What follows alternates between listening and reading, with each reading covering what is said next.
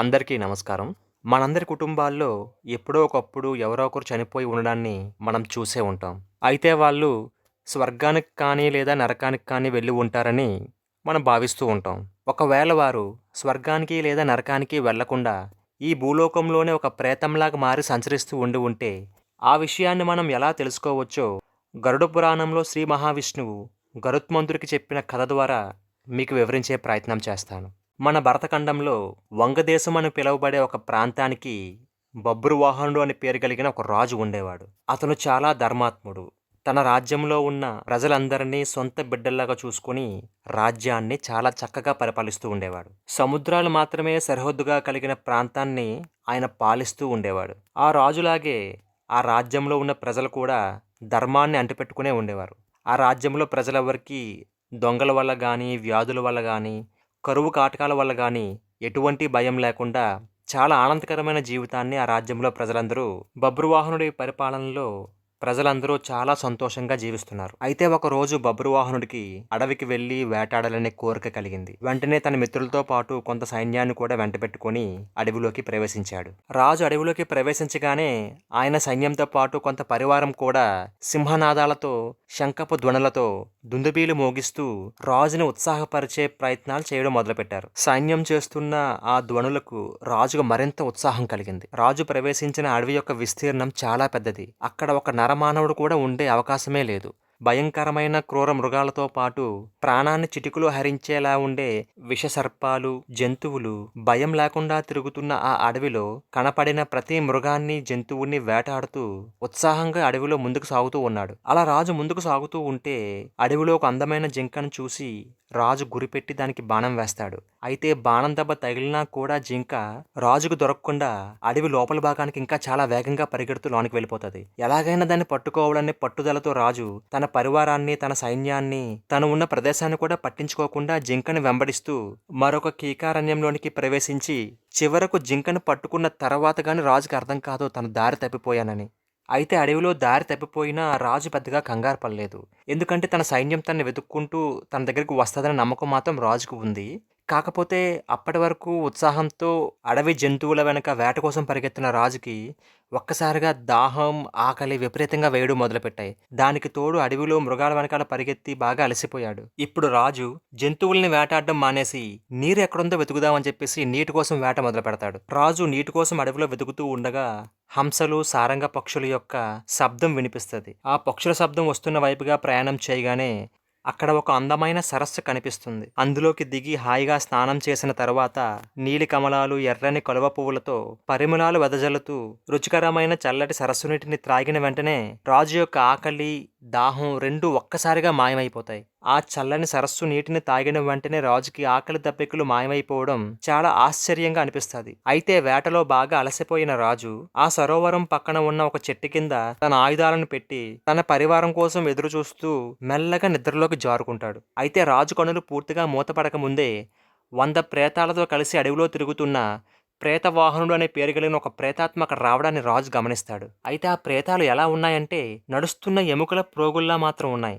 ఆ ప్రేతాల యొక్క ఎముకలకి మాంసం ముక్కంటూ ఏమీ లేదు. బిగుతుగా దుప్పటి కప్పినట్లు, చర్మం అంటించినట్లు మాత్రమే ఉంది. ఆ ప్రేతాల యొక్క తలభాగం పూర్తిగా ఎండిపోయి అంటించిన చర్మంతో పాటు కనుగుడ్లు రాలిపోతాయి అన్నట్లుగా వేలాడుతూ ఉన్నాయి. ఇంత భయంకరమైన దృశ్యాన్ని చూసిన తర్వాత రాజు భయపడకుండా ధనస్సు తీసి బాణాన్ని ప్రేతవాహను వైపు గురిపెట్టి ఇలా అడుగుతాడు, ఎవరు మీరు? ఎక్కడి నుంచి వస్తున్నారు? మీకు ఈ వికృతమైన శరీరం ఎలా వచ్చింది అని అడుగుతాడు. అప్పుడు ఆ ప్రేతం ఈ విధంగా సమాధానం చెప్తుంది, ప్రభు, మీ దర్శన సాంగత్య మాత్రం చేత నాలో ప్రేతభావం నశించిపోయింది. ఇప్పుడు నాకు పరమగతి ప్రాప్తించబోతోంది.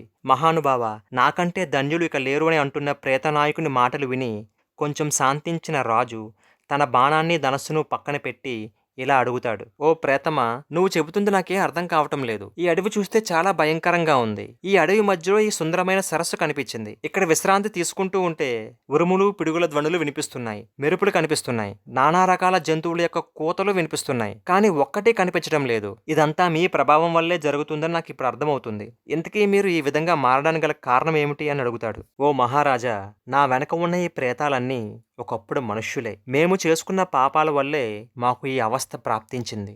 ఏ మానవులకైతే చనిపోయిన తర్వాత అగ్ని సంస్కారం, శ్రాద్ధం, తర్పణం, పిండ ప్రదానం, సపిండీకరణ జరగవో వారు మాలాగా ప్రేతాలై తిరుగుతూ ఉంటారు. అంతేకాకుండా విశ్వాసఘాతకులు, తాగుబోతులు, బంగారాన్ని దొంగతనం చేసేవారు, అపమృత్యువాత పడినవారు, తెలిసి కూడా పాపాలు చేసి వాటికి ప్రాయశ్చిత్తం చేసుకోనివారు, గురుపత్ని గమనులు, పరమ పాపాత్ములంతా కూడా ప్రేతరూపాలు ధరించి ఇక్కడ నివసిస్తున్నారు. ఓ రాజా, నీకు ఒక ముఖ్యమైన విషయం చెప్పనా?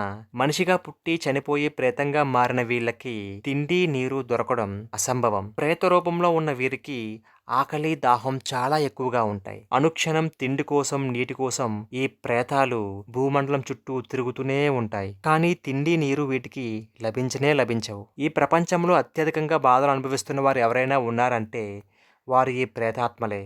ఓ మహానుభావ, నీ దర్శన భాగ్యం వల్ల నాకు ఎలాగో ఈ ప్రేత అవస్థ నుంచి విముక్తి కలిగింది. కానీ నా వెనక ఉన్న ఈ ప్రేతాలని మీరే రక్షించాలి. ఈ ప్రేతాలకు విముక్తి కలిగించే కర్మకాండ సంస్కారాలు మీరే చేయాలి. ఓ మహానుభావ, అనాథ ప్రేతాలకి కర్మకాండలు చేయడం ద్వారా వారికి మీరు విముక్తి కలిగించినట్లయితే మీకున్న సకల కష్టాలు తొలగిపోతాయి. పరలోకంలో మీకు సుఖస్థానం ఏర్పడుతుంది. ఈ ప్రేతాలకి భయంకరమైన దుఃఖం నుంచి విముక్తి కలుగుతుంది. ఓ రాజేంద్ర, ఈ లోకంలో మనకి ఎందరో ఉన్నారు అని అనుకుంటాం. కానీ మనం చచ్చాక కానీ మనకి ఎవరూ లేరనే విషయాన్ని గ్రహించలేం. నీ కడుపున పుట్టిన బిడ్డ, నీ భార్య కేవలం రుణాల బంధం వల్ల మాత్రమే నీ కోసం ఇక్కడికి రాబడ్డారు.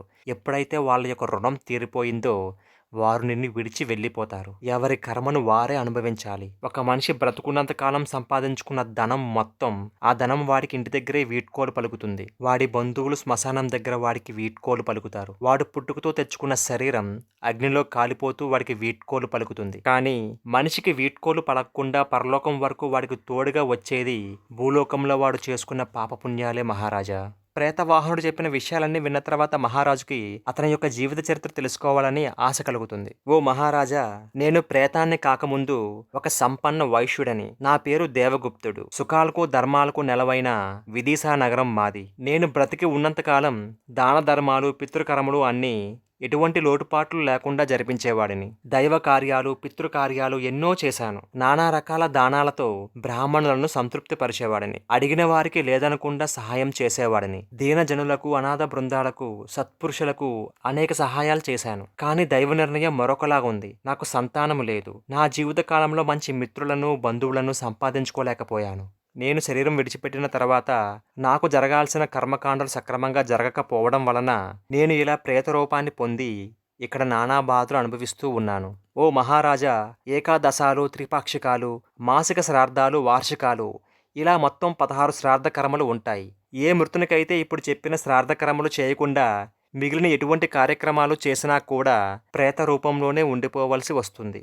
కాబట్టి ఓ మహాత్మా, ఈ లోకంలో రాజు అన్ని వర్ణాల వారికి బంధువు అవుతాడని శాస్త్రాలు చెబుతున్నాయి. కాబట్టి ఓ మహారాజా, ఈ ప్రేతాలకు జరగాల్సిన కర్మకాండలన్నీ మీరే దగ్గరుండి చేయాల్సిందిగా మిమ్మల్ని ప్రార్థిస్తున్నామంటూ చెబుతాడు. తర్వాత ప్రేతవాహనుడు తన దగ్గర ఉన్న దివ్యమైన ఒక మణిని తీసి రాజుకు ఇవ్వబోతూ, ఓ రాజా, ఇది చాలా మహిమ కలిగిన దివ్యమైన మణి. దీనిని మీరు గ్రహించండి అంటూ రాజుకు ఇవ్వబోతుండగా రాజు తనని ఆపి, ఓ మహాశయ, నేను క్షత్రియుడను, మహారాజును. నా చేయి ఎప్పుడూ కింద ఉండరాదు. నేను దాన ధర్మాలను ఎప్పుడూ స్వీకరించను. అయినా నేను నీ పని చేసి పెడతాను.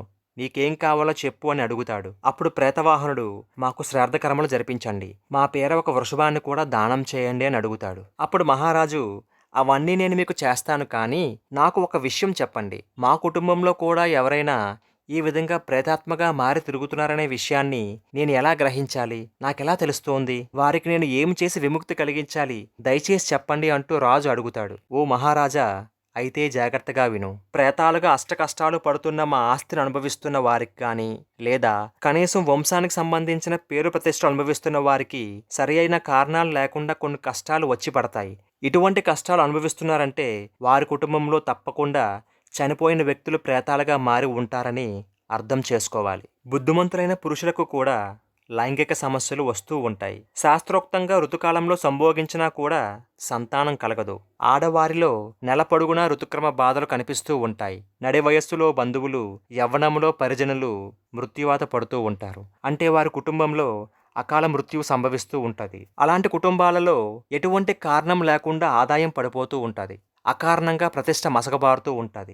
ఉన్నట్టుండి ఇల్లు తగలబడిపోవడం, ఇంట్లో నిత్యం గొడవలు, అపవాదులు, రాజయక్ష్మం వంటి రోగాలు అంటే అన్ని జబ్బులకు కారణమైన రకరకాల జబ్బులన్నీ కూడా ఇంట్లో అందరికీ కొలువుతీరి ఉంటాయి. వ్యాపారం సక్రమంగా జరుగుతున్నా కూడా లాభాలు కనిపించవు. వర్షాలు సకాలంలో పడినా కూడా పంటలు సరిగ్గా పండవు. ఉన్నట్టుండి సహధర్మచారిని భర్తపై తిరగబడుతుంది. ఇటువంటి బాధలు ఏ కుటుంబంలో అయితే ఉంటాయో ఆ కుటుంబంలో ప్రేతాత్మ ఉనికి ఉందని వెంటనే గ్రహించాలి.